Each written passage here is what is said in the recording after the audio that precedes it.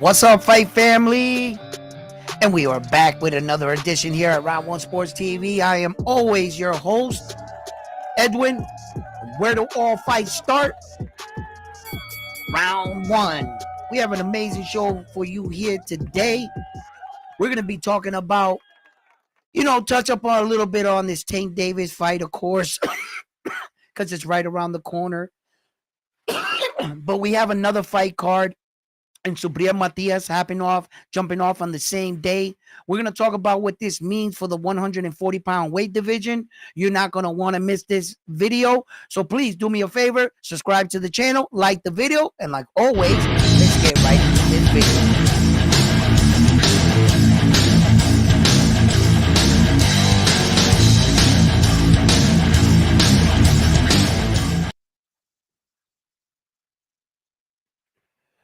So what's up, Frontline? How you doing? Where's the rest of the crew, the Corillo? They need to get in the building. I'm going to quickly drop this link. If everybody's wondering why we're a little bit late, these guys had a private session with me on the side on WhatsApp app. You know what I mean? Yo, so we decided to come and hop on and talk about this and what's going on in the 140-pound weight division. So I'm going to drop the link here. We're going to, let's see here. Paste that up there.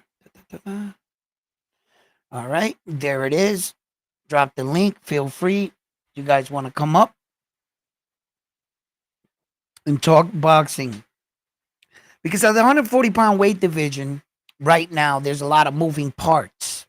How you doing, Armando? Great to see you. There's a lot of moving parts. And I want to talk about this. Here we go.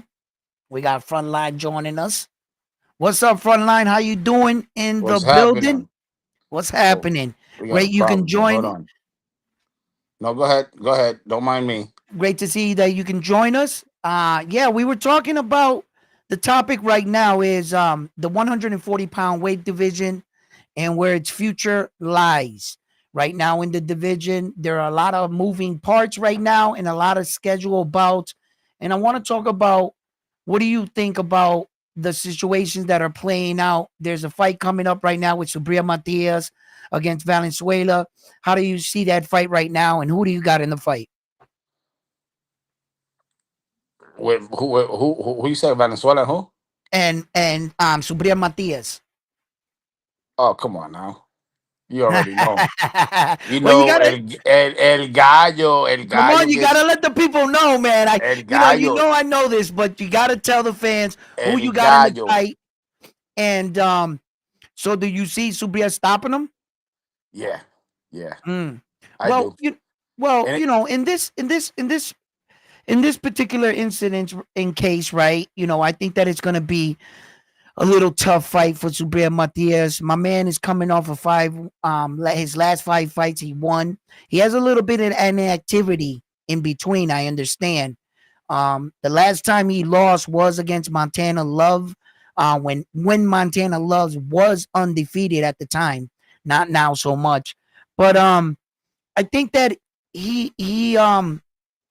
definitely bringing the best out of Subriel. When I watch Subriel and the weigh-in, I looked at him and he looked better conditioned in this fight. I like his conditioning in this fight versus his last fight. What do you think about that? Subriel looks big, looks healthy. Yeah, he looks sharp.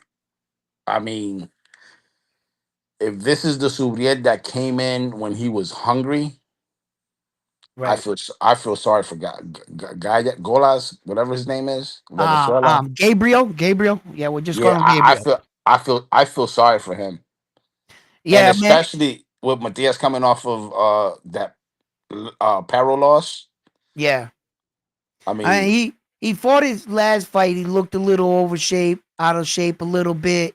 He looks more focused now, dedicated, ready to make that climb back into championship, glory. And the thing is that the IBF has ordered this fight. In fact, the winner of this fight becomes Richard Hitchenson's mandatory at the IBF at 140 pounds. And what do you think about the possibilities? And also, before we get to that, right? What do you think about Teofimo Lopez's situation and them putting him in New York City? Well, that was ordered by, I forgot, it was the WBO or The WB. WBO, because it's gonna go Teofimo Lopez is gonna go against Arnold Barboza for Right. a unification, which we rarely get to see in the sport of boxing, when the real champion and the interim champion fight to see who the man is. It's one of those rare moments. I can't tell you the last time I saw it. It happens too far in between. But yes, here we go. Teofimo Lopez, in my opinion, avoided Arnold Barboza years ago, 2 years ago or so. And I feel like they kind of like aged the man out. A lot of people are talking about this is a good fight. And I'm sitting there saying, well, didn't Arnold Barboza come in and play spoiler to Jack Catterall? Because nobody had him in that fight, So I think Teofimo Lopez knows when to attack these guys, and he knows when to take the fight. Um, Arnold Barboza is game. I think anything can happen, but at least it moves another piece in the 140-pound weight division. You Well, it's a know, good thing the WBO actually ordered this fight, because if not, Teal would have been on his ducking escapade anyways, because he's been yeah, ducking everybody, and he's looking for a bag, looking for a bag. Now he's got no choice but to fight Barbosa. yeah, And I'll tell you right now, Barbosa's not the biggest puncher, but mhm, Barbosa got boxing skills right, where he can outbox hmm, Teal the whole 12 rounds. yeah. Well, right now, Teofimo Lopez is still currently signed to Top Rank. Top Rank has been at the head of the boxing news lately with all of their, you know, situation with the whistle blowing and, former employees throwing them under the bus. I didn't know sure if it would affect the Teofimo Lopez fight, the Naoya Inoue situation, or any fights going further, them being rumored of losing or potentially losing their ESPN contract, their television rights. If these kind of things happen in the sport of boxing, where does that leave us as fans, or where we're gonna watch our boxing? So um, those are things to look forward to the future. As the fights, though, and professionalism in the sport of boxing, also on the Subriel Matias card, you got Santiago, and he's going up against Fortuna. A lot of things were said when Ryan Garcia came in overweight by 3 pounds, when Lemos, Liam there came in, what was it, 6 pounds against Keyshawn, 6 pounds against Keyshawn. right? And every time that a big like boxer or whatever it seems like, or it seems like whoever they want to attack, when you're over in weight, they can't stop talking about it. It seems like this guy misses weight, and I haven't really heard anything about this. I don't hear anybody calling them unprofessional. Now the alphabet belts are not on the line. But Fortuna came in well above the weight limit. And the thing about that is one guy actually cut weight, and he put his body through the weight cutting process. When one of you don't do that and dehydrate all the way down, you're gonna come in with a clear advantage. Plus, you're gonna blimp up a couple more pounds. Nah, but already though. Yeah, I think Fortuna was in over his head already. He's gonna need all the help he can get. Just like this dude thought against Keyshawn Davis, I guess. But that's been the narrative, that if you can come in 3 pounds, I guess it rewards you the victory. But Keyshawn Davis didn't get that memo, because according to Ryan Garcia, and the Devin Haney fans, 3 pounds, he was a cheater already. He was already at an advantage, and he was way bigger, and it was only the 3 pounds. So, that speaks to the professionalism of some of these boxers right here. But so, uh Let's talk about the 140 shakeout. 140 pound shakedown. Listen, talk to Bro, me. Talk to me. we got a lot of cards. We got Puello with Sander. We got Rayo with Gar. We got Subriel with Valenzuela. Yep. We got Ojo, which he's considered a top dog right now at 40 with Fortuna. We got Nestor Bravo with the I don't even want to butcher his name, but El Africano Right. in Puerto Rico on that card for Matias. Yep. And Nestor Bravo right now, he's ranked number 6 in the WBA. That's what I'm saying. So it's a There's lot of possible fights to be made there. Then you no, got there's a and then on the flip side, you got Devin Haney with ¿cómo se llama? Ramirez. Ramirez. Yeah, but that's at 147. That'll be at 147, like the Ryan Garcia fight will be at 147 too as well. But as far as the 140-pound weight division, let's just stop right there. Now, all the interesting fights that are going on right there, we got Rayo and we got Gary Antoine Russell. Talk to me. Talk to me right now. Listen. I said this for a while. We're watching Rayo grow up in the sport of boxing. With every fight, it looks like he's growing into the man. You know, he was going to grow into. I think he looks stronger now. I think he's much smarter of a fighter. But a world title can be a big distraction to a young champion. What do you see in this fight? Do you see or think that Rayo is fully committed in this fight against Gary Antoine Russell? And many, let's just stop right there. I got another question for you. Just let's answer that part of the So question. Rayo in this face off and press conference and shit like that, you can definitely tell that he's locked in. He knows how serious this fight is. I mean, he can lose the belt on his first defense. You know what I mean? Right. So that being said, you can't sleep on Gary Anton Russell at all. Mm, We know that every punch that he throws is with bad intentions. So mm, that being said, if Rayo comes in with the game plan, I mean, now he's got Robert Garcia in his corner. So I'm Robert Garcia is a hell of a trainer. So all the flaws, all the tricks to how to prepare for a fight, Robert's got that. The question is, what game plan is Rayo going to come into against Gary Antoine Russell? Because Well, we know Gary Antoine Russell is a power puncher and he's a come forward fighter. mm, So is Rayo going to come in with the game plan that he had with Pitbull?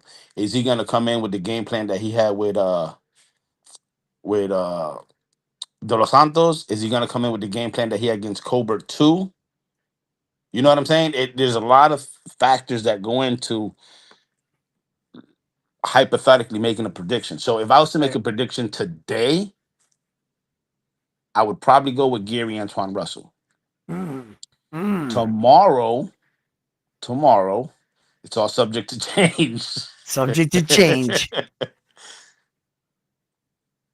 Listen, my thing is the approach I probably would have took. I would have took a page out of Puello's book, the way he defeated Gary Antoine Russell. Right.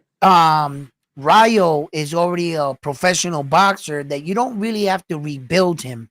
You just gotta train him to for certain sequences in the fight. One good interesting point that you brought up is that yes, in fact, Gary Antoine Russell throws everything with bad intentions. He doesn't have cadence to his punch sequence. He doesn't know how to switch it up. Fast, slow punches, deceptive punches, then throw a hard punch. He doesn't switch up his cadence. If you can use his strength to his weakness, allow him to build up in a momentum where he feels like he's going to engage, and take that subtle step back, just like a half a step, and get him to come and go into that empty space where that Rayo can punish him in between. So, it's interesting because at any time I do see Gary Antoine Russell coming over the top with a monster check hook and catching Rayo. And I don't know how he's going to hold up. But when I saw them at the weigh-in, I saw how much bigger Rayo was. I was like, oh, wait a minute. He looks strong. So I was like saying to myself, okay, if it could go either way. It could kind of go either way. I have to see what the new version of Rayo looks like. I know what Gary Antoine Russell's going to be. He fights the same way all the time. So here's a Maybe. kicker for you. Yep. How how is Gary gonna enter the ring after the loss with Puello? Is that gonna be a chip on his shoulder that he's gonna have over him the whole fight? Am I gonna lose again? Or I mean, he made a great point that he took a L, but he doesn't take it as a loss. He took it as a lesson. Yeah. Okay. So Check it out. All right. The Gary Antoine Russell and his brothers, they always seem to have the right rebuttal. They always seem to say the right thing, and they're obviously students of the game, who their father once was, right? And they they always know what to say, but it's easier said than done. They know they can look at other fighters and see what's wrong and so forth and so forth, but it doesn't really seem like they make any adjustments in their own style. All the Russell brothers have been victim to the same thing. They fight the same way, and there's a lot of footage on them. There's a lot of footage on how to beat them, and they're not really um adding new wrinkles to their arsenal. They're not. They're really not. When Gary Antoine Russell, the little one, fought Emmanuel Rodriguez, and the first fight was stopped because of a clash of heads and a cut, you would think he would have made adjustments. No, the only person that made adjustments in that fight was Emmanuel Rodriguez in the second one, and he beat him worse. It was the exact same version. When I saw Gary Antoine Russell see their fights, they're basically the same fighter time and time again. They might be just that much faster, same angle, same cut. Everything's the same. That's my biggest fear for him as a fighter, that the brothers are teaching the brothers exactly what was taught to them. It's basically copy, praise, print. When you see one version, you see the next, it's the common copy. It's not, none of the brothers have broke away and have their own unique style. They all fight similar. So yeah, that's a problem when you got a head coach like Hector Garcia that's been in with the Floyd Robert. Mayweather's himself. How many fighters has he watched come in and out of his gym? How many styles has he encountered? How many game plans has he prepared for already? And you're talking about these guys training what? In some garage or something, some warehouse, and one brother's teaching the other? Yeah. And I'm not saying, That's a downfall for sure. yeah, I'm not saying, I'm not knocking anybody's coaching skills here, but you might want some world-class training. And when I see Jose Valenzuela as a whole, his team, everything, it far exceeds the Russells. And I think that unless they make a decision to go to the next level, I think that that's where they will remain. Unless one of them gets like a great warrior fight and gets a guy to stand toe to toe. But there's a lot of footage on those men, and it's just not going to take a lot to put a game plan to beat them. When you have a good fighter, young fighter, strong fighter on a rise, as Rayo experienced his own first world title, opportunity, it can go both ways. I hope Rayo is focused, because one of the things that I found out, right after the win and he announced that he was going with Hector Garcia, they went to Hector Garcia's Uh, Robert Garcia. Robert. I'm sorry, Robert. Oh my God, I was calling him Hector, wasn't I? Robert Garcia. Um, when they went to Robert Garcia's gym, they asked him, "Yo, where's Ryo?" He said, "I haven't seen him." And I was like, "Ooh." He said, "He ain't been back since he won the world title." He says, "No, I haven't seen him yet." And I then think that one, was a game, though. I think they was just playing the people. I don't know, man. That got me a little concerned. And then I was like, "Did he get the bite, the champion's curse, Ryo, where you get a belt, you worked all this hard, all amateur, you fought all the way up the ranking. No sooner you win the belt, I want to go on vacation. Champion's curse, champion's curse. You know, that's not the time to go on vacation. Now you got to defend this motherfucker. You know what I'm saying? Like that's where the real work starts to kick in. And the Here goes a young, hypothetical for you. yeah, Gary pulls it off. he, Gary Matias, what do you think about that fight? now that's a banger.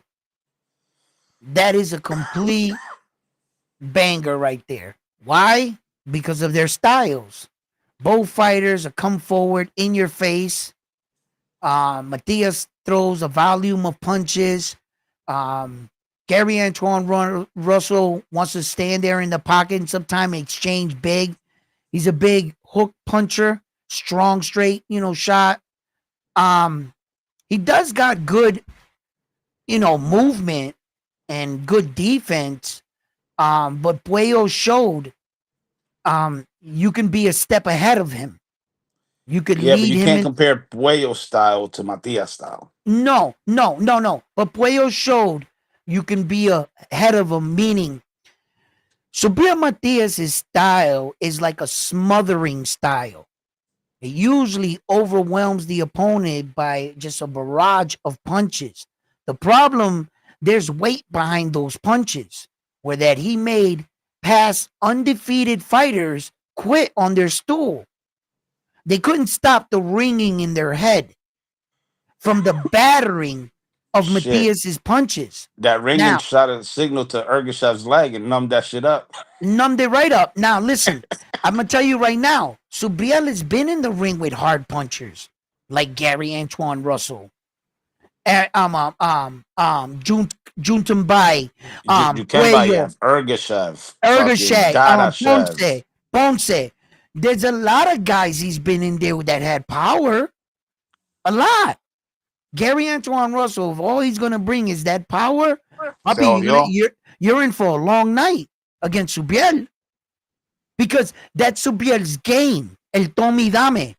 Yeah, I'll take some of what you got, but can you take what I'm bringing? I have to offer 12 rounds. There's not a lot of men that can do that. Even in the Liam Paro, when Liam Paro pulled off the upset, he was ready to quit in the 7th round. yep. And even in the loss, he got guys thinking about quitting. They had to motivate his ass to get him back in the fight. So, has Gary Antoine Russell ever been in that situation where that he had to will himself or go to a dark place in his mind in a fight? I don't think he's ever been there. I think No, he because got Puello's taught not a him. power puncher. No, Puello taught him a boxing lesson. Correct. That's different. A boxing beating. Motivate after your eyes are swollen, your cheeks fractured or some shit, and you're getting up and you're spitting out blood, and they're telling you go back in there. And your legs are numbing up. I'm telling you, I'll tell you what you're made of. That's when So he's gonna come out round 8 saying it's inconvenient. it's inconvenient right now It's to not continue convenient this right now fight. to continue the fight. Yeah, yeah, yeah, yeah. I don't need. But next time I see you, Next on a rematch, I'll get you back. I'll get you back. You know what I mean? Right I'm gonna now, I'm end gonna it right check now, out. but on the rematch, I got you. Yeah, yeah. It's a inconvenience to continue right now. You know what I mean? So yeah, so like that's big. And then even though see Matias is sorry, Teofimo Lopez is gonna run it with Arnold Barboza, and that is a 140-pound title. When the smoke clears in that, we'll definitively know who has the 140. This fight right here with Subriel Matias moves him one step to a title eliminator that the IBF has ordered the winner of this fight to be the contender to Richard Hitchens's 140-pound title. So here's a Right? curveball. What would happen? What Yep. would happen if Matias wins, and as soon as he wins, Hitchens vacates and moves up? Well, then he gets the shot with whoever's the number two guy because there's not a number one and there's not a number two. It's still vacant. So So Biel is who's the number three? three. Okay. Gabriel, the one he's fighting, is number three. No, he's number 4. No, he's number three. What? Because okay, listen. All right, all right. The reason why I consider him number three, and I even messed up the count on that, because if there's no number one and there's no number two, technically it makes Subir number one and him number two, wouldn't it? Correct. So and then Technically. right, and then in the third place would have been, which is in the fifth, is George Camboza, then Liam Paro, then Elvis Rodriguez.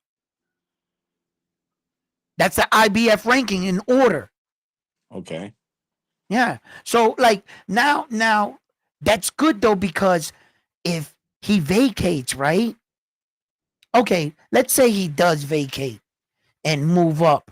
Like I said, they'll probably just um upgrade Subriel or um put up a fight for him. But my back to my point. Also, Sandor Martin and Puello are fighting for the WBC that was formerly Devin Haney's 140-pound title. Once the smoke clears there, you officially have a 140-pound WBC battle-tested champion. So now you'll have a definitive winner from Puello and Sandor Martin. Then you'll have a winner out of Gary Antoine Russell and Jose Valenzuela, right? And then we're going into a title eliminator with Subir Matias and Valenzuela. For the So, IBF. and this is all 140. This is all fighters that are fighting in the 140-pound weight division. And then in April, you got the deal with Barbosa. Right, right. And that's towards when Conor Ben and them fight in April. Yes, it'll be down there. But that's going to stir everything up. Because when a lot of my subscribers ask me, do I think Subir Matias is going to be a champion again? And this is the road back. This is what the road looks like. This is all the champions that are fighting right now. And like Frontline alluded to, if Matias wins this title eliminator and Richard Hitchison says, fuck that, I'm out. And he moves Well, up think to, about it. Think about it. The reason why I say he'll vacate, here's my reasoning behind what I say. oh, When Matias had the title, Richardson's excuse was, at the time, I don't know if I can agree to the rehydration clause that the IBF has. Now, the very minute that Subriel lost the fucking belt to Paro, El Rapidito raised his hand and didn't have a problem with the 10-pound rehydration clause to fight Paro. yeah. So that's why I say, if Subriel was to win, would Hitchens vacate or will he defend? Well, okay. I think it's going to be a combination of what you're saying and what I'm thinking. Hear me out. Check it out. What you're saying would probably be more like the truth. He probably fears Subir Matias. What I'm thinking he would say is, no, I'm vacating to go up to 147 because everybody else is moving up to the 147. The Ryan Garcias, the Devin Haney, and the division is starting to heat up. You still got Jerron Boots Ennis up there, and you got stars entering that division. So I think the excuse he would have used, no, I want to move up to 147. I want to challenge myself against Devin Haney, some of the superstars, Ryan Garcia. He'll add Jerron Boots Ennis whether he wants to fight him or not. But just to like give the excuse of why he left 140, rather than saying what you're thinking. He's scared of Subriel. He doesn't want to fight that man. I'm not saying he's scared. No, I don't. I think he's Because scared. they're in the fight business. I don't think any of these boxers are scared of anybody. Yeah.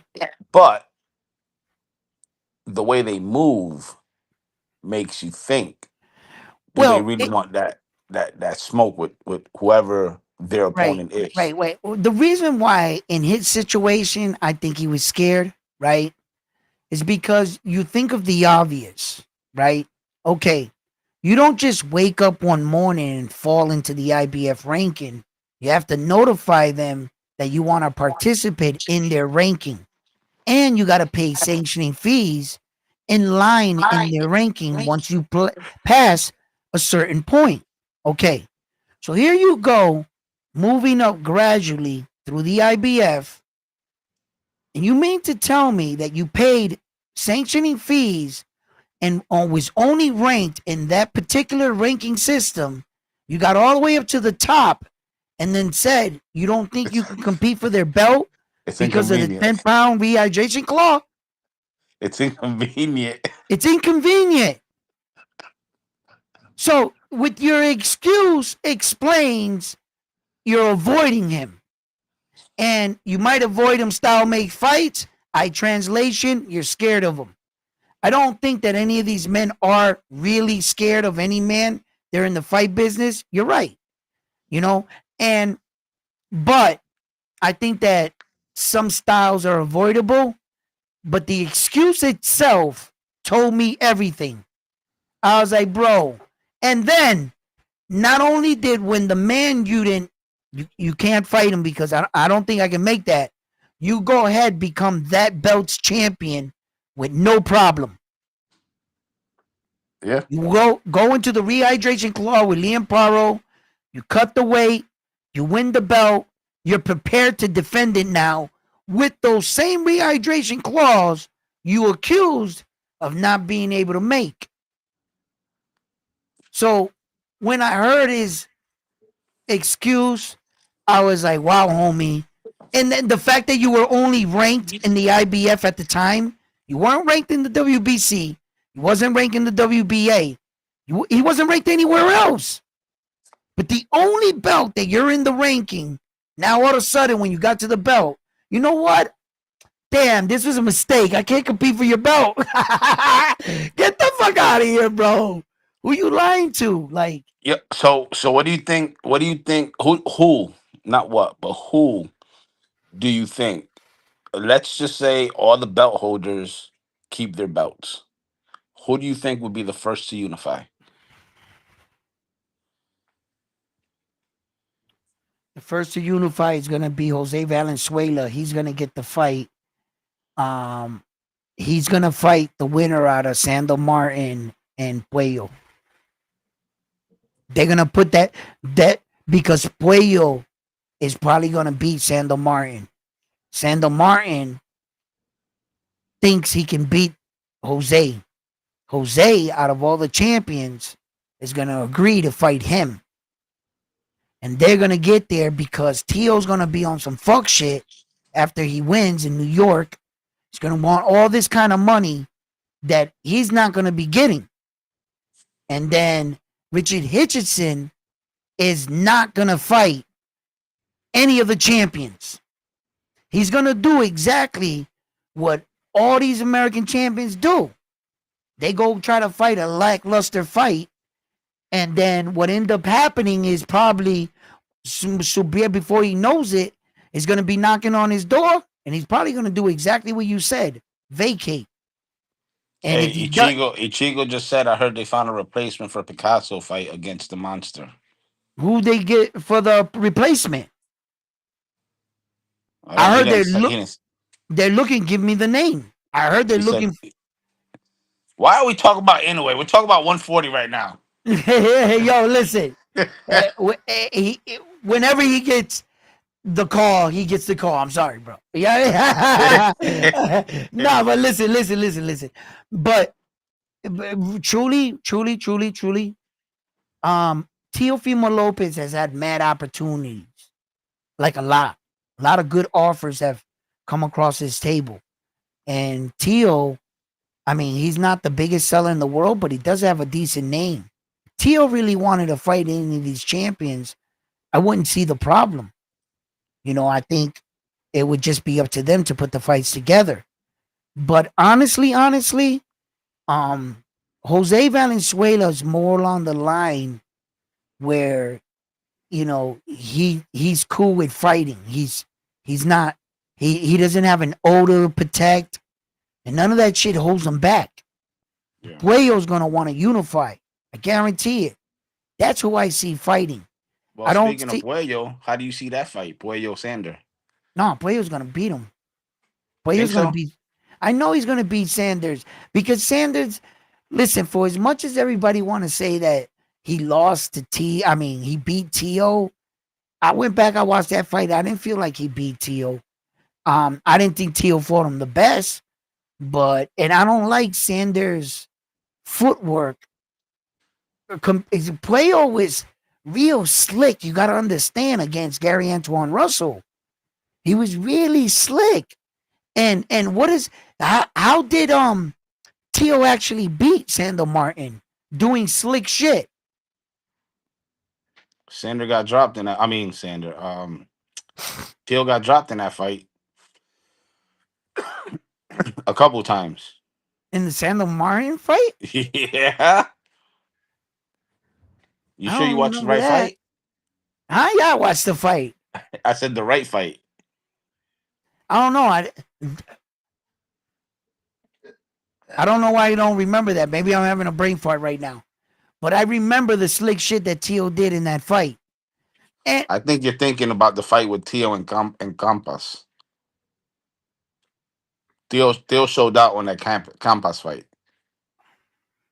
He showed footwork and he showed all that shit. I Pero might be getting them mixed up with that one, maybe. with Sander Martin, Sander Nah, Martin Sandor dropped him. Martin had white shorts with red stripes. I don't remember what the hell he had on. I don't remember what I ate for breakfast. Man, yeah, no.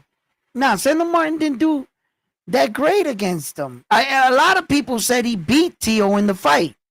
And I remember that being the controversy that Tio didn't fight to you know, oh yeah, and then Tio hit him Campos with that slick combination where he punched his bicep, bent his Mm-hmm. jab, and hit him underneath. Yeah, that was that fight. Yeah, okay. Yeah. Um, Yo, as much as I hate Tio for what he said, yeah.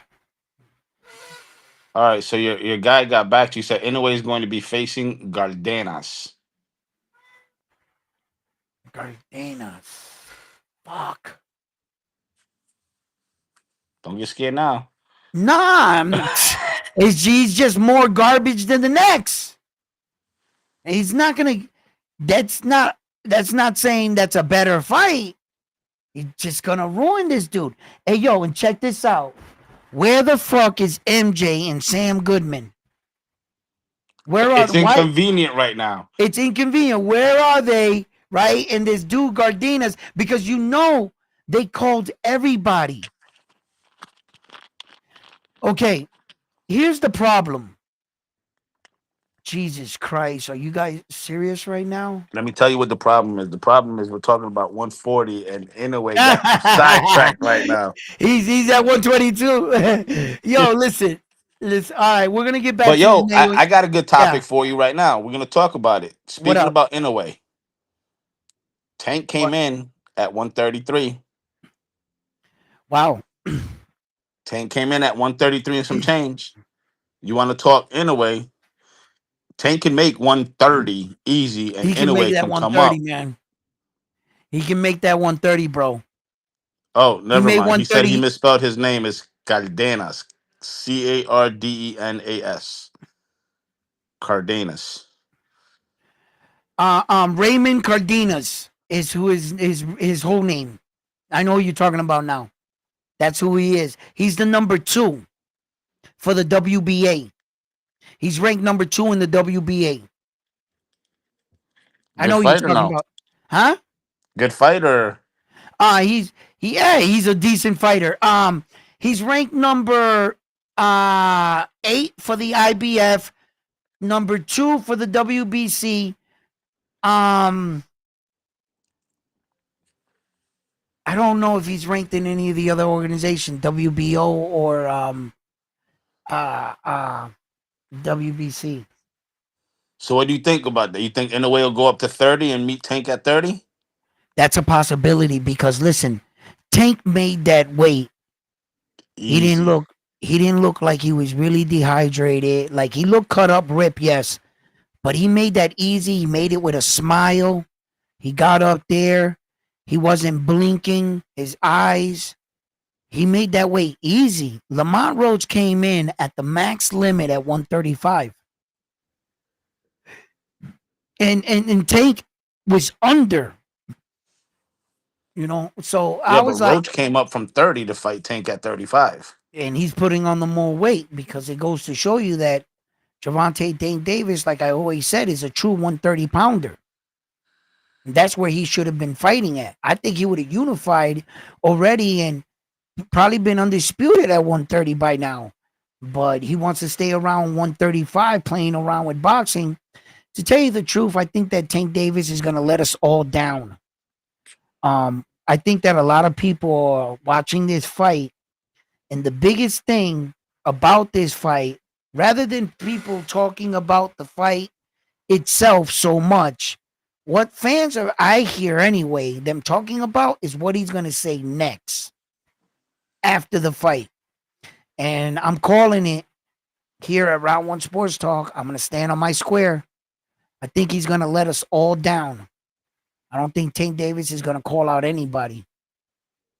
I think that the PBC is in a real bad situation. And another situation that I called out here on Round One Sports Talk is that I told you guys David the Monster Benavidez was not going to fight the winner of Demetrius Bivol and Arthur Benavidez. And I try to tell you guys that here when I was reading the landscape and everything his father was saying leading prior to that fight. Then Turkey Al-Sheikh buys him and his dad a plane ticket. They get on a plane for 15 hours. 15 hours to get all the way out there to not even watch the main event and get up and walk out, to get on a plane and for another 15, that's 30 hours on a plane. You spent more time in the air than you did in their city because you would have to also check in the baggage, rental car, checking in the hotel. You went through 15 hours of flight and probably another additional 2.5 hours of traffic, getting your shit situated. So let's roughly say 20 hours to get there and be there 4 hours. And you didn't even talk about the winner, or you didn't stick around for the main event. Now, what I believe happened actually in that situation, Turkey Al-Sheikh wanted to talk with him and his dad about real business. Says he signed with the PBC. He probably got on the phone. He told him, yo, they want to talk business. They told him, get up, leave. You can't be there talking business with them. And the PBC ordered David the Monster Benavidez to get up and leave. But if you already know that, you could have did this over a phone. Video chat. In fact, you could see my face. Not fly 30 hours. That's why I know. And I try to tell you guys this. I knew it from the beginning. And everybody's like, no, David the Monster Benavidez is on fire. And I'm sitting here and I'm looking like this and I'm going, are you guys like over his name? Because he didn't fight anybody yet in 175. He hasn't done much. Oh, he fought David Morrell. Who the fuck is David Morrell? In 175. What did he do? He didn't fight none. He moved up with Benavidez. Yeah. It was both their first fight at 75. It doesn't second, but it doesn't validate him and it doesn't make him strong like the top guys. You know, when I said Callum Smith, that was a suggestion. What was the one name that came out of David the Monster Benavidez's mouth out there? Callum Smith. He said he would welcome a fight And I suggested that. It was like I picked every move he made before he made it. And I saw it, and you guys, I got receipts. I said it all in real time because people were calling me crazy. No, David the Monster Benavidez is definitely going to fight the winner of these. He wants all the smoke. He's the monster. And I was like, no. Hey, Naldo's asking Ramon Cardenas 26-1. He beat Brian Acosta UD February 8th. Is that the guy? Yeah, that's the guy. Yeah, that's him. That's him. So, yeah, so I knew it at the time. And but it's not that he's scared, I don't think, of these guys. I just think he's just not ready just yet. And I think he needs to get a couple more fights to get acclimated to the division. And then I think that, yeah, David DeMons will be ready. He'll be ready, and he'll need to take that chance. But Demetrius Bivol is a strong champion, bro. And Yoto just asked, how's this guy gonna spin anyway facing a fucking Cardenas, a Mexican American that should have lost and was dropped his last fight? no, I don't. I'll tell you how. He's going to go in there, move around a couple rounds, and then get brutally knocked out.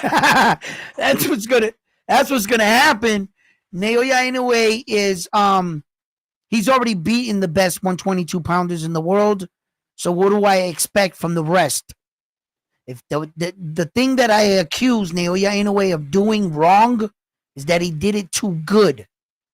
He walked into the division and right away fought the best 122 pounder, and then he went and fought the next best one. And then he knocked out all the number one opponent, number one ranked guys. Now you got guys evading him like and making up stories of him. Sam Goodman in that debacle, Naoya Inoue fought 2 fights behind one guy. The fight was scheduled for Sam Goodman. He says, no, I'm going to pull out, get a tune-up fight. Enters TJ Doheny. Fight number 1. That Naoya Inoue was never going to fight. But and then he had to wait for Sam Goodman. Sam Goodman pulls out. Here enters Yi Jung Kim on 10 days' notice. Naoya Inoue would have never fought that man. But he came and saved the show on 10 days' notice. And then the next available number 1 contender, David Allen Picasso, he pulls out. And the reason why what was his excuse? Okay, I'm not saying that this is what they were saying, but some of the YouTube haters already, because they just hate on Naoya Inoue, said that David Picasso's father walked away from negotiations because they think that Top Rank lowballed them. That they don't want to pay David Allen Picasso the amount of money, so that's why they walked away. And that has not been confirmed. That's just some guy on YouTube thinking this. Then it kind of like people ran with it. So I'm like, where the fuck is y'all proof? So when I went and I looked up the story, one of the reporters that wrote the story said he doesn't know why they walked away from negotiation table, but I can bet you and I can guarantee that David Allen Picasso's father and manager both looked at David Picasso and said, you're not ready for Naoya Inoue. You ain't ready for him. They don't want the fight. Then Yodo just asked, okay, but let's be honest. Mexicans don't care about Mexican Americans. So why are we fighting this guy and not MJ? Okay, check it out. Exactly my point. Why isn't MJ stepping up and fighting him? Why? Where's Ed Hearn right now? Oh, Ed he's Hearn worried is about Canelo. He's worried about Canelo fighting Bivol. Ed Hearn is running around right now with Conor Benn and Chris Eubank out there in the UK, and he's not next to MJ when one of the biggest fights that he's been asking for is right in front of his face. MJ just came off of a fight. He's ready, well rested, and in the pace to fight Naoya Inoue. So isn't Sam Goodman. Do you believe that Top Rank did not call Akmadalia? If he knows that's the storyline behind that itself will build for a better payday. They're not in here to put Naoya in against cherry picks. They're not scared to put him in with anyone. They just need someone to show up. And if this guy gets the fight over MJ and Sam Goodman, it proves without a reasonable doubt MJ never wanted to smoke. Because right now he can step up. Why isn't he telling the WBA to order the fight then? Under his mandatory.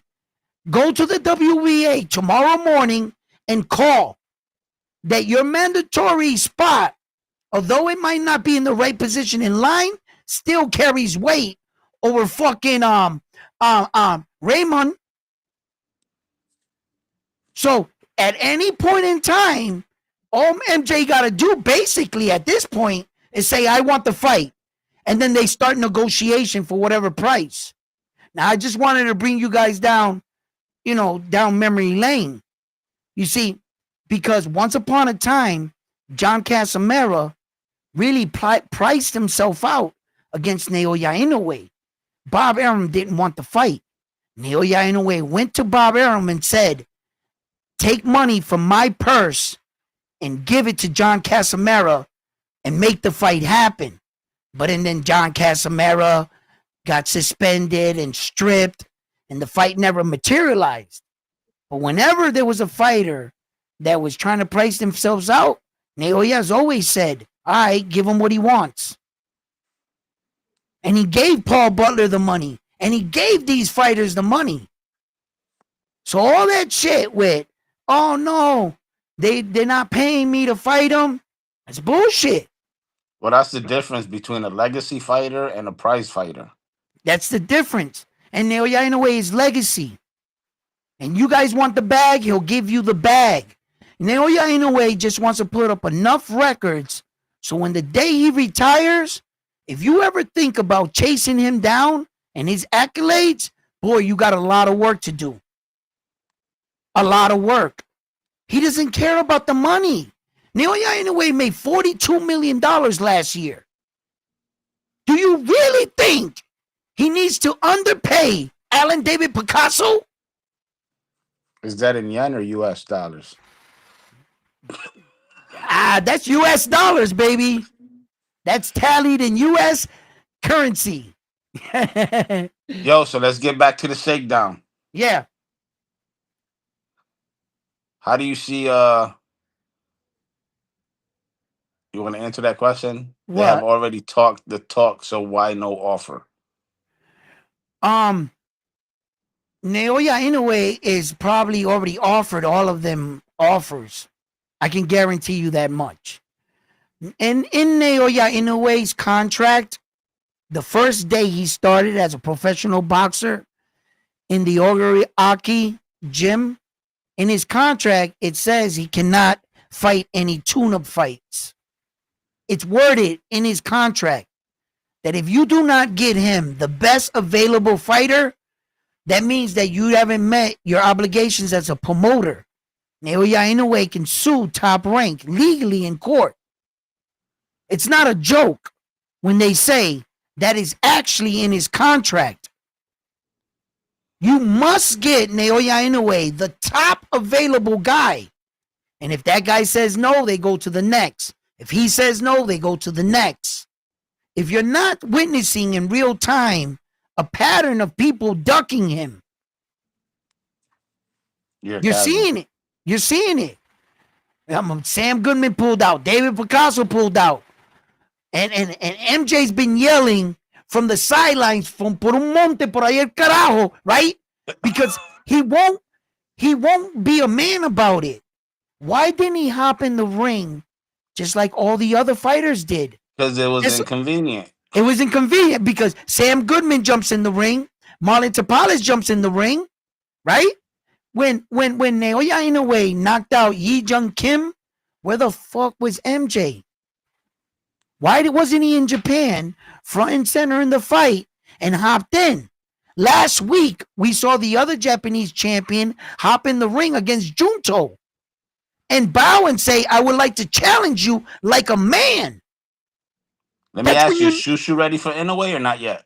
He'll never be. Anyway, listen. MJ, he doesn't want this. This is all a smokescreen. It's all a smokescreen when the truth is right there. What is MJ's excuse for not taking this fight right now? What do you mean I got to send you an offer? An offer for what?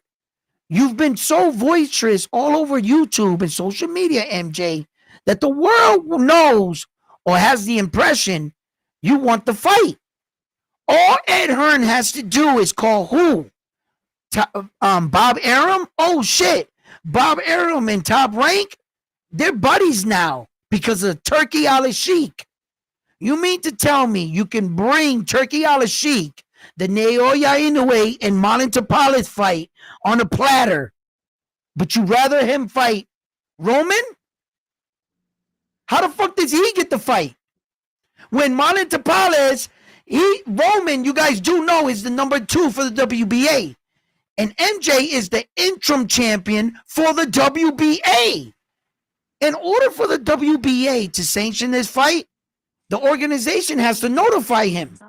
Yo. It means that they had to notify MJ. Same organization. The WBA got their fight of the fight. He was the number 2. MJ's the interim. Why wouldn't they call him first? Because he denied it first. They went to the second guy. They had to go to the first guy first. Why did the second guy directly behind you get the fight? That means you said no. So how do you see Matias with Golas tomorrow? Look, I think that this guy's coming in to play spoiler. I think that every man notices that when you get that one fight or that one opportunity that can really change your career, it's already said the winner, whoever wins.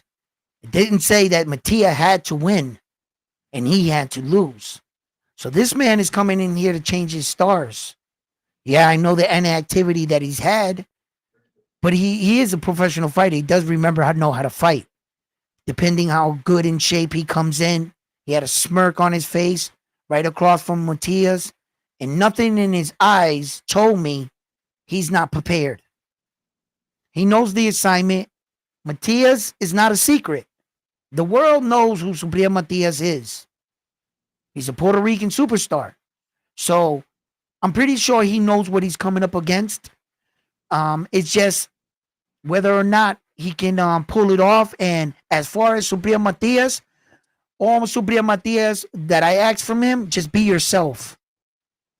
Just be the Subriel Matias we all know and love. Be that dangerous pressure fighter. I hope he's a little bit more elusive and taking so many shots. I get nervous when he takes big shots. You know, I don't like it. But I think that Matias just needs to be himself. He needs to fight this fight, and I hope he wins, and I hope he wins impressively, because it'll really give the organization, the IBF, the confidence to really back Matias. You know, if the IBF doesn't feel that it's going to be a good fight, or you know, the IBF, they kind of determine these things too on the low. Yeah, that fight ain't gonna. Man, we're not speaking up for you. You ain't ready, type shit, right? But mandatory is a mandatory. He's not gonna be the number 4 ranked, where they be like, just sit right there, number 4. You know, if you're the mandatory, the IBF will push the mandatory slot. They've been known to do it. So yes, in that situation. So, but yeah, like I said, I just want Sabir to be himself. Just want Sabir to be himself. And, you know, hopefully what I'm going to try to do is tomorrow, I am going to stream and I'm going to be watching the Subriel Matias fight. I'm going to jump back and forth trying to get reactions and feeds, and if the time is kind to us, I'm going to see if we can get the Jose Valenzuela at the tail end with the Tank Davis, because I think it, depending, you know, so Briette finishes this guy, if it goes to 12 rounds, that might affect it. But I'm probably going to watch the Subriel Matias fight card. So if you guys want to join me here at Round One Sports Talk Frontline, you're going to come through, right? Always. And yeah, we're gonna sit here. We got a great card on the Subria Matias card, and we're gonna be talking about all their fights and everything, and we're gonna see if we can get back and forth and see what the fuck Teofimo Lopez finally is gonna do at one point with his belt, and see if maybe in a good world, Subria wins this fight, gets back in the ring in front of the champion, wins. This is where we are talking about the tail end of the Subria Matias' career, where every fight from here on in counts. He's got to pick his fights well, and he's got to win. I got to be honest with you. He's got to win. He did Um, say though. He did say that if he gets the title, yeah. he doesn't care where Paro is Oh listed in yeah, the yeah, rankings. He wants the yeah, rematch, yeah, and yeah, he said he's gonna give him the opportunity. yeah. And Subria's that kind of animal, man. The funny thing is, I believe every word he says. I believe everything Subir Matias says when he says that. He's the kind of guy that if you beat him, you can't walk in the same neighborhood with him. You know what I mean? He's gonna attack Yeah. you. He's gonna attack you. So I know men like that. So I expected that. I expect that. Yes. I What expected to run it back with him. So, but that's in a good world. We got a lot of big, exciting fights right now. Do you really think that this Tank Davis and Lamont Roach fight is going to be anything? Tell me your honest assessment. Just don't go by the situation. I get it. He's moving up 130. We're already here. They already went through training camps. From what you've seen, they've sparred in the amateurs before. They're a little familiar with each other. They're the same fucking height. They're the my same thought height. Yeah. my thought on that fight.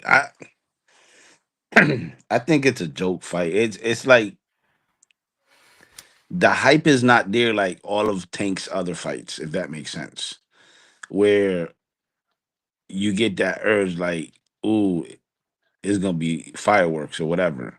Right. They both showed each other hella respect, and I get it. They both from the same area. They grew up together. They know each other. I mean, Tank didn't get disrespectful because supposedly Roach's mom was in the audience, so he kept it respectful. So you can see there's a lot of respect, mutual respect. So it's a fight that it's not. It might be exciting. It might not. I don't know. I could care less for that fight. I'm more interested in the Puello Sander and the Rayo and Gary fight over that fight. Yeah. And I think the reason for that too, that the fans are lashing out on Tank finally. And they're really starting to call him out on his decision making for a long time. The fans have traveled and shown Tank a lot of support and love because he's explosive. Tank Davis is a great fighter and he gives you everything. He gives you your money's worth. That's for damn sure. And when you look at him, you kind of migrate towards Tank because he looks like the people I grew up around. You know what I mean? It's kind of like he looks like us, and I think that that's why a lot of people can relate to him. And he can fucking fight. Let's just be honest. Now, Here's the question though. You're saying he could fight, but who has he really fought that's been a 50-50 fight? mm, okay, look, in the sense of okay, at one point in time, I used to view that the guys he fought were so far out of his league that they were never 50-50 fights. Now, my opinion on Tank has changed many times. I've tried to figure him out for a long time. The more I peel back the layers of Tank Davis, I recognize other things that I have been guilty of saying and preaching for quite some time. Meaning, if I always believe that Tank Davis is a 130 pounder, And every fight he had at 135 wasn't fair. He should never be there. He was always a small guy. These guys always had the advantage on him. The thing is, he has been beating just bigger guys his entire career. So if you want to keep it funky, he's just a little guy fighting in a bigger weight division to make better money. Because he quiet as kept, he might be a real 126 pounder, 130. Could have started his career there. But they packed the pounds on him and they wanted to show Tank's power. They knew who to pick. And he went in there and he fought Mario Barrio. I couldn't help but notice Mario Barrio, one, was young, undefeated, and he was big as shit. Yeah, but he came down from 47 to 40 to fight Tank. Yeah, and Tank Davis came up from fucking 30 to 40. Yeah, but there's a difference between going up in weight than coming down. Okay, coming down in weight, so you're in better shape and you got more cuts. Coming up in weight, you're slower, sluggish. Your coordination, your power might not even translate, and your punch resistance might suffer. Going down in weight, you already know you cracked a man heavier. In your mind, you're a bigger puncher because you were already fighting bigger guys. But moving 2 divisions upwards, Tank shouldn't have performed like that. He really shouldn't have. And Mario Barrio was winning so much because Tank he reserved in the fact to fight at the back end, let you throw out a lot of punches, and he let Mario Barrio's hands drop when he got tired just that much. That's all Tank needed. And when he saw that Mario Barrio was coming out every round and his head was leaning in closer and closer like this, and you could hear his coach telling him, Mario, keep your head back. Keep your head back. Stop leaning in. And every round he kept leaning in a little bit more until Tank had him right where he wanted him.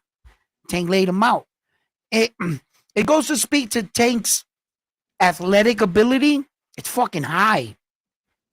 But he knows what he's doing. In order to figure that out, in order to pull the style off, there's a lot that goes along with it.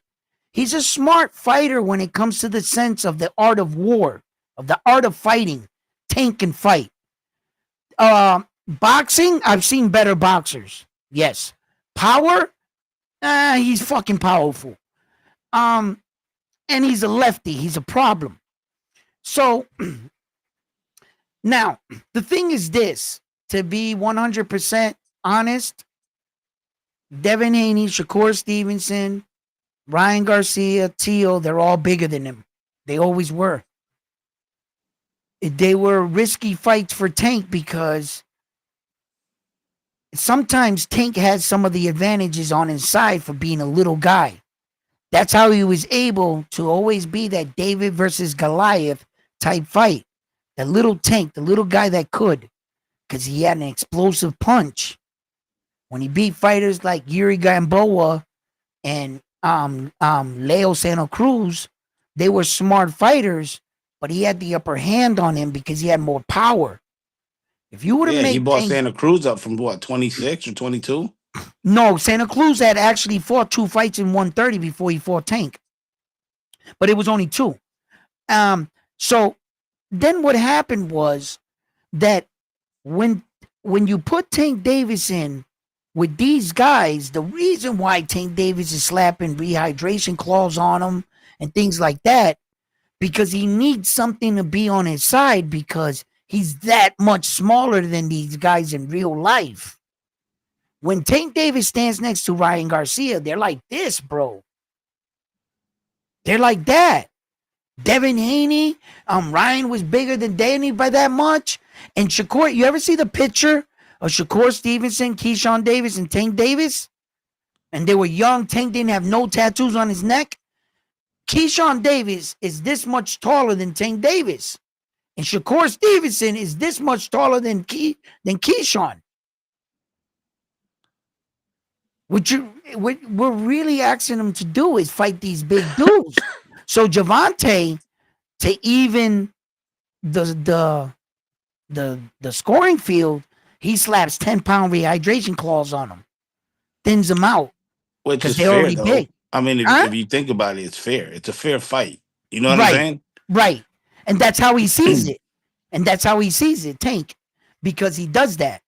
Um, and then if you really want to see what Tank's all about, and you could see a fighter really trying to stay healthy, but fight guys more along his size, well, Tank's been doing that for years.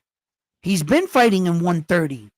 Hector Luis Garcia was the 130-pound champion. He brought him up and beat him.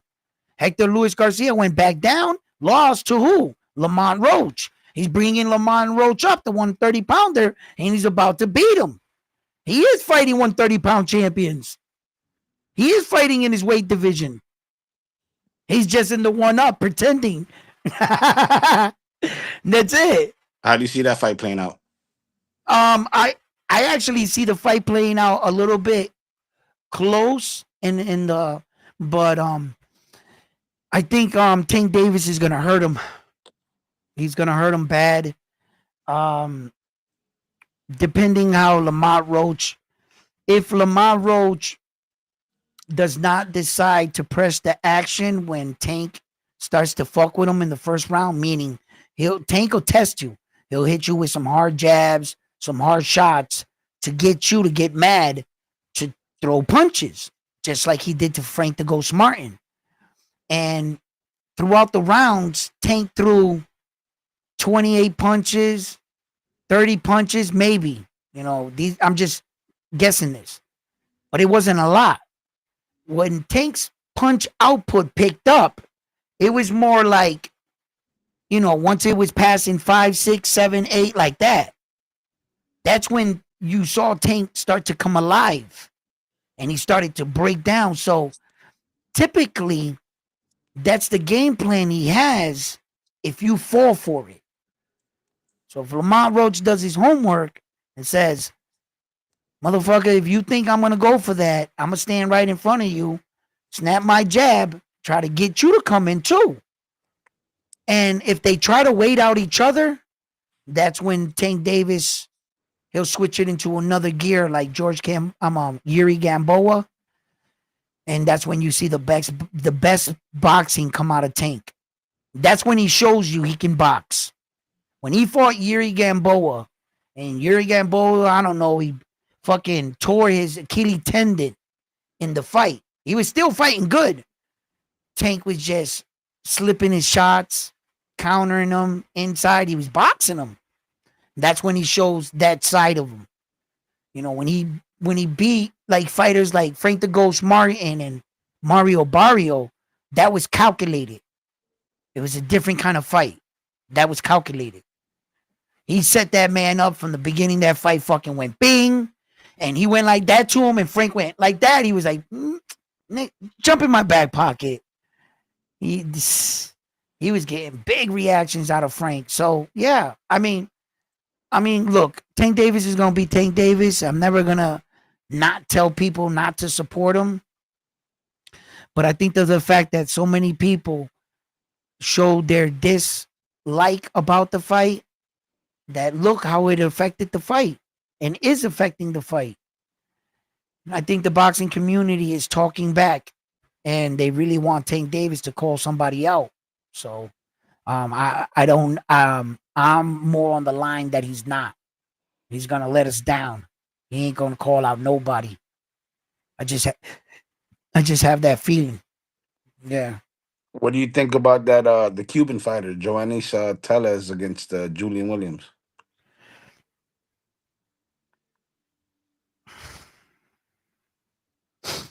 I don't know. Uh what do you think about it?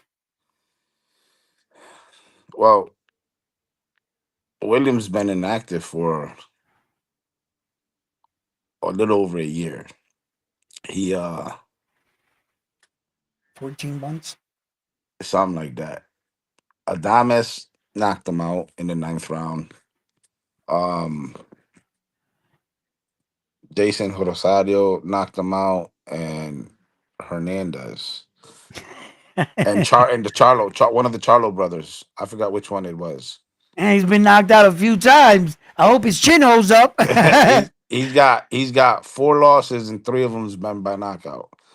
So that being said, the Cuban kid Joannes Tellez, he's 9-0 with 7 knockouts. Yeah, yeah, yeah, yeah.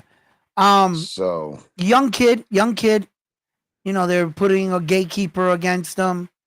We seen this go either way. We seen where the young prospect falls, and we seen where the young prospect shines. Sometimes you get that rare case that the young prospect was losing the fight and scores a fucking knockout with his eyes closed. Shit yeah, happens in boxing. Tellis is just too young for me. Um, looks good against the 6 guys he fought. Um, it's just one of those situations where, you know, I'm just gonna have to step back and see him grow. Even if he beats this guy, will he really get credit as beating? You know, they'll give him credit as far as moving up in competition and going to the next level and the level that he's in. So he'll yeah, get that kind of credit, you know. But yeah, another guy to keep in mind, you know, to see, you know, see where he ends up and stuff. But as far as like, you know, the night, the fights I want to keep in mind and I really want to, you know, watch, or of course the main event with Subriel and the Jose Valenzuela fight. I think that those matchups and the rest of the card is pretty good. It's good, you know, it's good. We're gonna talk about it. We have to have something to talk about for Saturday, right? of right, course. right front line. So we're gonna keep some things so that we can talk about that and shit. But yeah, man. Interesting enough. Yeah, I think I already said this. That um, the guy that Matias is fighting, Valenzuela, Yep. right? His last fight that he actually lost was against Montana Love. You know what fight card that was under, right? That was the Demetrius Bivol and Saul Canelo Alvarez undercard. Yeah. That's when he fought Montana Love and lost Yeah, on but that that was a one right there. controversial loss though. A lot Yeah, of you people okay? say So that he actually won that fight. okay, so you see where you know what I mean, and then didn't Liam Barrow beat the shit out of Montana Love, Yeah, knocked him out, I think, in the eighth. right? So sometimes, and then what? Who said this? I think it was Bam Bam. Who said it? That this guy was the a bigger version Liam of Prado. of Liam Pardo, right? So that's saying that he's supposed to be better, but Liam Pardo is beating the guy that he lost to. So the triangle theory doesn't Yeah. work. you know what I'm saying? Naldo's got a good point. They're fresh production. Yes. They did a terrible job promoting this fight. Yeah. The Terrible venue job. was small. Finding tickets, even finding how to watch or stream the fight was a pain in the ass. Nothing was out on time. I don't think it had it not been for us, YouTubers and people that were spreading it. How did they get that fight out? Yeah. People that were Who, there that they I who mean, would have dude, known about that fight? you didn't get a press conference. You didn't get No, the weigh in. nothing, nothing. And because of the fact that they scheduled the fight on the day Tank Davis is going to fight, all the top reporters went to New York. Yep. They should have learned from this the last time they booked a Subriel Matias and Tank Davis fight in June 15th in the same day. What they should have did was negotiate with PBC and threw Matias on that card because it'll get number Even one, it'll give better. him exposure, And New York. The and New Boricuas would have York. came out to New York. Yep, Come on. that That shit would would have have been been a sold out. no-brainer. You get Ojo Santiago in there. You get Nestor Bravo. You get Subriel. and then whoever the two guys that are debuting on the undercard, Well, yeah, you that would have brought out Puerto Rico for sure in New York. yeah, well, you didn't even have to like stack it with all those people. You could have took one or two fighters on and put them on that tank one because you still had Jose Valenzuela versus Gary Antoine Russell and the rest of the guys that are fighting on And that that card. shit would have been fireworks Now we would now we're talking. If you because Subriel would have got in the ring, you know what I'm saying, for the winner of either fight, Puello or Valenzuela fight. you see, and rather than Supreme Matias fighting in Fajardo, Puerto Rico, in a stadium that like maximums is 4,300 people or something, right? You could have really fought in the theater in New York, in the Barclays Center, right? In New York and help pack that house. Yo, it would have been a sold out event by now. Yeah. Naldo But saying that he thinks PBC, Matias should move from like I Fresh said, like Production. I said, like I said, for all the people that think the PBC are great for boxing, a lot of times I feel they hurt boxing with this mentality. We don't cross the street. We don't work with them. We don't work with them. Where Yeah, but times have Subriel's fought changed. on PBC before, and he's fought on Top Rank Yeah, but and the Zone.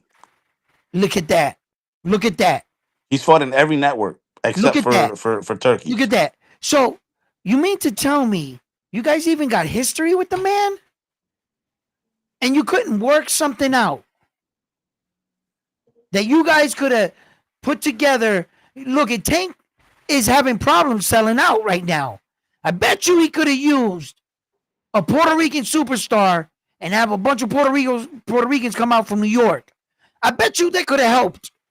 Even if they don't stay for the Tank fight, it's still a ticket bought that would help sold out the And arena. that's I'm saying. You see, when you need people to help you, get this fight in. So on your undercard, you went and got. It's a great fight. A Mexican, Mexican people support. I'm not sure how big Rio's Mexican fan base or how far they're willing to travel or whatever, but yo, you put them on the card with Subriel in that, yeah, you would have helped out that tank and Well, take some of those other guys off the card. think about this. You got Rayo representing the Mexican crowd. You got Yeah, man. Puello, the Dominicans. Yep. Yep. You got you Oh got my Tank God. and Roach with the Morenos Yep.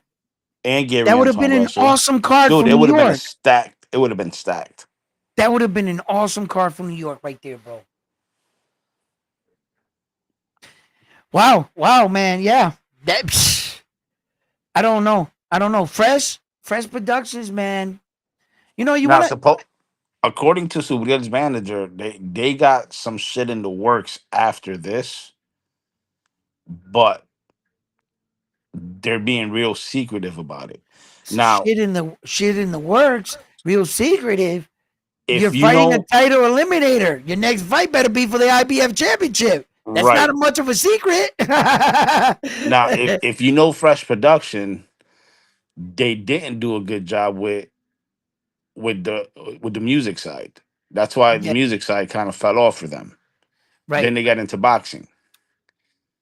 So I don't know if you think about it. I think Fresh Production they hold back their people. Uh, it's a learning curve, young guys, young dudes, businessmen taking business ventures. There are a lot of business guys that come from different walks of life that think that they can come and control boxing. Many have tried. Many have went bankrupt trying to do as such, and many never reached that plateau because a lot of these fights are about who you know, what phone number to call. Do you know everybody's manager's phone number? Everybody's promoter, everybody? Can you go, hey, Sharon, get me this guy on line too? Because if you was to think that about every boxing promoting company, you would be wrong. For example, call me the secretary in Floyd Mayweather's promotional company. Matter of fact, fuck that. Just show me the building. Matter of fact, fuck that. Show me a phone number where you can call someone and get the lobby. No, fuck that. Fuck that. Call me someone that knows someone that writes contracts over there, that sends the contracts. They're probably gonna point you in the direction of the PBC. Funny thing is, when Floyd has his fighters fight, like Gervonta Tank Davis, he says his affiliation with PBC, but Tank was his fighter. Just Yeah, like just like Hermel Morton. Camille Moten and the other one that looks like Camille Moten. What's his name? Um, and but Floyd Mayweather's a sham. The whole Mayweather promotion is they got Nike money in a shoebox. There's no building. There's no secretary. If you were to look them up in the 9X Yellow Pages, they don't exist. Mayweather's promotion is his cell phone in his back pocket. It's a fucking joke. You're playing with people's lies because they think that you're the legendary Floyd Mayweather, which he is. But you couldn't be more wrong in a career-making decision when that's a fucking joke. Yeah, but all promoters do it. Look at De La Hoya, Eddie Hearn. No. De La Hoya has a building. He has an office. He has staff. He had Richard for a long time running the ins and outs. De La Hoya has a secretary. De La Hoya has a copier machine, a fax machine, a phone number where you could call back. Now, the ins and outs are run by the promoter, the shiesty dudes. De La Hoya was small. Ed Hearn, 6-7 years ago, he was like smaller than De La Hoya. Ed Hearn really got up there. Now, he has a staff of people that work for Ed Hearn in his promotional company, Matchroom, right? Okay. What about Devin Haney Promotions?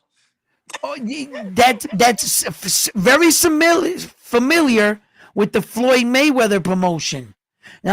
Their staff consists of their cell phone in their back pocket and whatever Siri can bring up. Hey Siri, that's their promotional company. It's bullshit. It's like Tank Davis saying that he has a Tank Davis promotion. No, you don't. That's the only reason why the fighter does that. If you take on the name promoter, you gotta pay promoter tax. You gotta pay these other things. It's because you're basically a business, you know? Okay. The way Al Heyman does it, he's nobody's boxing promoter. He never has been. What he is considered an legal advisor. He's a consultant. A consultant. He doesn't pay promotional sanctioning, the 13%, whatever it is. He doesn't pay it. Is he smart enough to say, if they ever press him, I'm not his boxing promoter?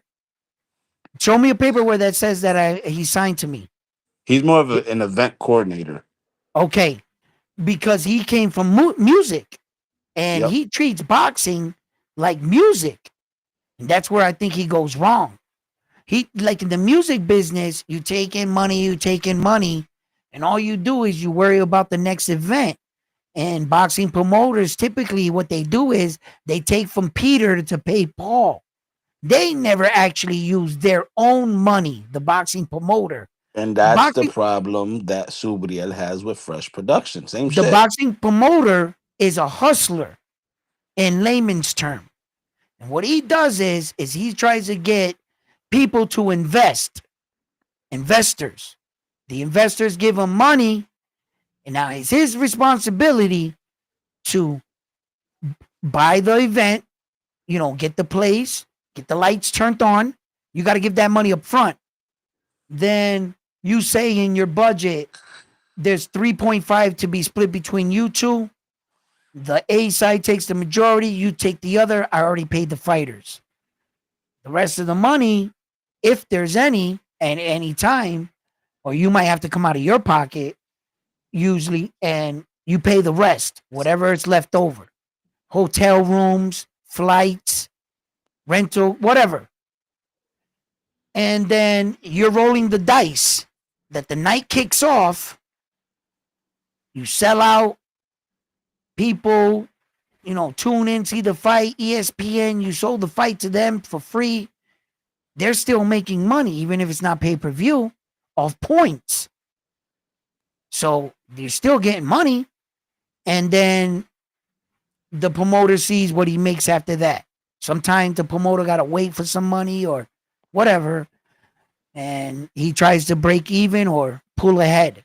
And that's They just usually, said that Matias is being cross promoted with by Salita Promotions, yes. and they did a hell of a job promoting Subriel on IG and X. So Oh, yeah? that's my point, though. My point is, whenever there's a cross promoter, Yep. that's where Subriel gets to shine. Yeah. But Fresh Production themselves don't promote the way they're supposed to. Their No, own fighters. no. You got somebody And from Facebook, Muhid Fareen. He said, "How I want to see that live?" Question mark. mm, I saw the last one in Puerto Rico myself. I was out there and I saw Sobriel out there fighting in Puerto Rico. You're right, though. I don't think that they're promoting them so much right. If Salita and them did promote them on X and that for the Latin community, well, then they got them there for that. But you also got to think about American fans. Not all American fans, care about the English barrier. There are a lot of fighters like Naoya Inoue that don't speak English, and these people are tuning in to watch them. Believe me. So same thing for Subriel. There's always been fighters like Saul Canelo Alvarez that had to learn English, but people still supported him.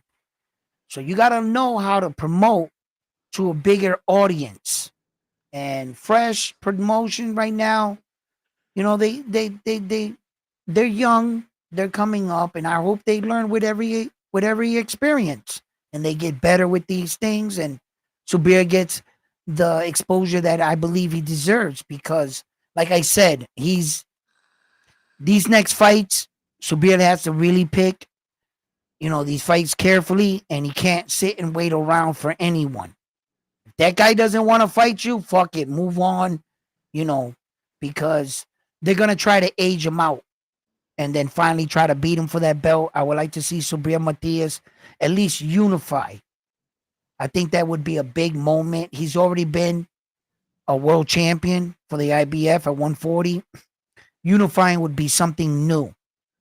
So that's what I would like to see. And who do you get to fight him? I don't know, but man, I tell you, man, I'm gonna tune in anyway tomorrow. We're gonna check out these fights, man. So, Funline, you got anything else you want to talk about before I wrap it up here? Now we good. All right, man. Listen, Frontline. Thank you for stopping by. It is always a pleasure to talk with you, Frontline. Look, let's just keep our fingers crossed for our boy Subriel Matias. A lot of people, Mañana. a lot of people think this is gonna be an easy fight, and to the people that think it's gonna be a hard fight, we understand. But for me, this man is done. Subiel, go in there and bust his fucking ass for la isla de Puerto Rico. Vamos, puñete, se acabó la uso. PR, baby. Yo, so Yo, we're gonna start a Spanglish boxing community. we're going to have to. We're going to have to. El Okay? Spanglish. But, my man Subiel Matias is going to show up and he's going to show out for us. I got all the faith in the world in him. Win, lose, or draw, I'm still with him. Win, lose, and draw. But I will get hyped up for my boy. And I hope you guys tune in tomorrow when we break down the fight. And if we can, we are going to jump over to that Tank Davis fight. So tune in with us tomorrow. We're gonna be here, and we're gonna put the Notre Dame World Championship on the line too, as well in the Subir Matias fight. I Hey, don't and know. bang bang, no goddamn UD fucking predictions either. Oh no, but you know Bang Bang's gonna come in here, unanimous decision. You know what I'm saying? Wait a minute, hold on. Let me write in Bang Bam's decision right now. Let me put in his pick. All right, because Bam Bam unanimous decision. All fights, all fights. No. Valenzuela.